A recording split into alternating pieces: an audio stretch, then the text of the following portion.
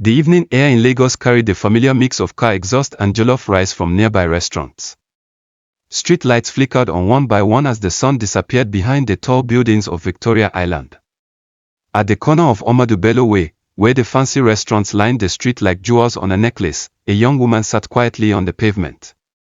Her name was Chioma, and she had been sitting there for 3 hours now, watching people come and go from the expensive restaurant behind her. Her wrapper was torn at the edges, and her head tie had seen better days, but her eyes still held a spark that poverty had not been able to steal. In her arms, she cradled her 6-month-old son, Emeka, who slept peacefully despite their difficult situation. Chioma's stomach made soft rumbling sounds, reminding her that she had not eaten since yesterday morning. The small amount of money she had earned from washing clothes that week had gone to buying milk for baby Emeka.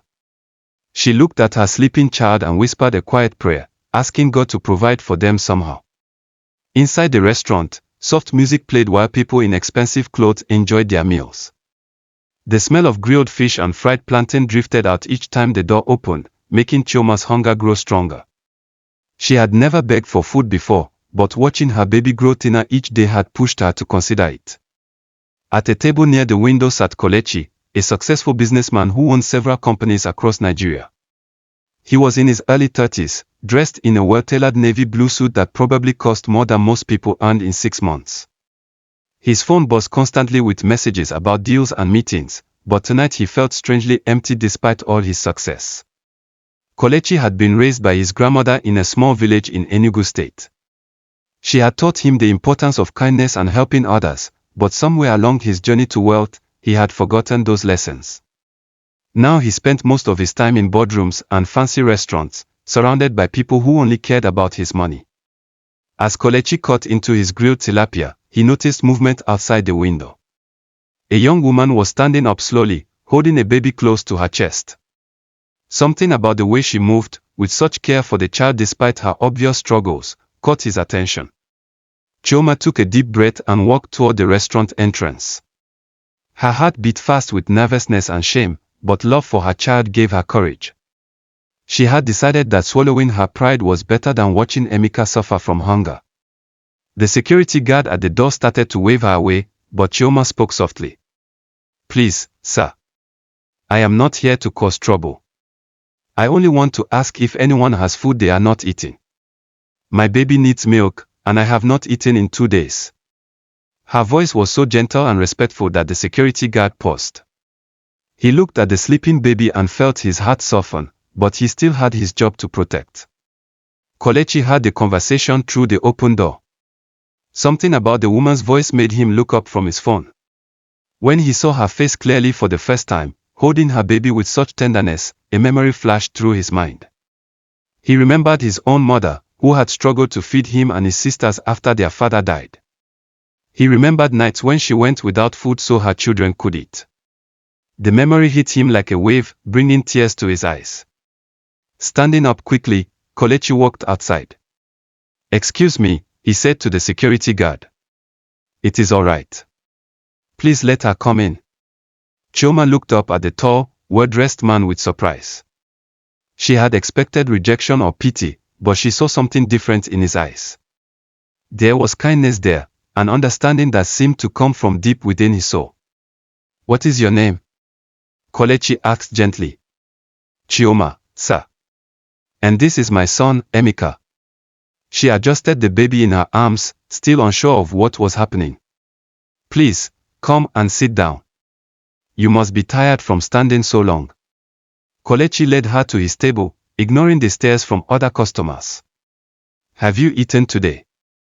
Chioma shook her head, too overwhelmed to speak.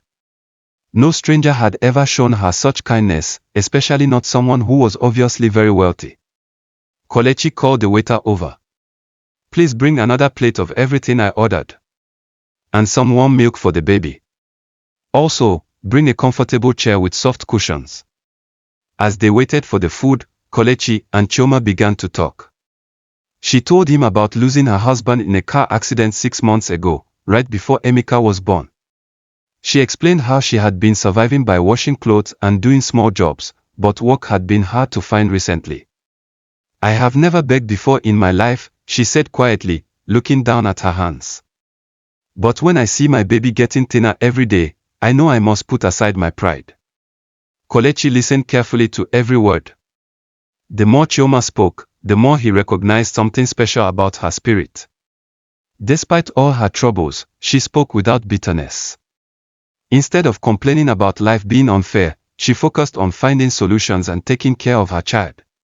When the food arrived, Chioma ate slowly and carefully, as if each bite was precious. She gave thanks for every spoonful, and made sure to save some pieces of meat to take home for later. Her gratitude was so pure and genuine that it moved Kelechi deeply. "Where do you live?" he asked. "In a small room in Mushin, sir. I share it with 3 other families, but it is shelter from the rain." Kelechi thought about his large house in Ikoyi, with its 5 bedrooms and swimming pool that he rarely used. He had been feeling lonely there, surrounded by expensive furniture but no real companionship. As the evening continued, baby Emeka woke up and smiled at Kelechi.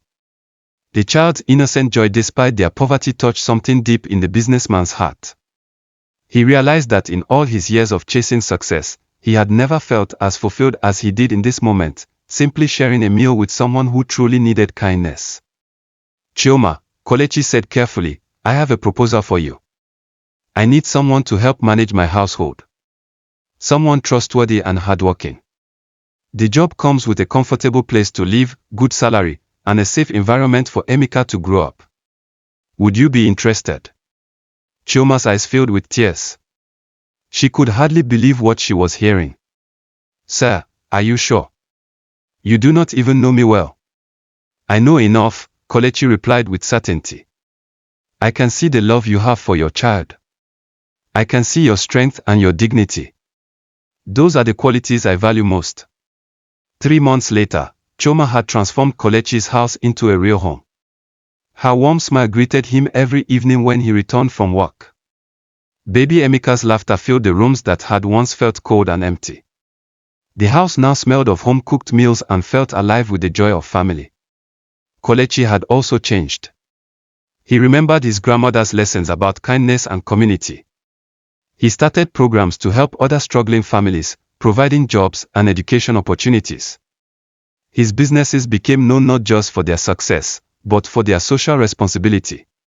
One evening, as they sat in the garden watching Emeka take his first steps, Chioma turned to Kelechi. "Thank you for seeing me as a person that night, not just as a beggar. You saved our lives." Kelechi smiled and shook his head. "Actually, Chioma, you saved mine. You reminded me what truly matters in life. You showed me that real wealth comes from the connections we make with others and the love we share."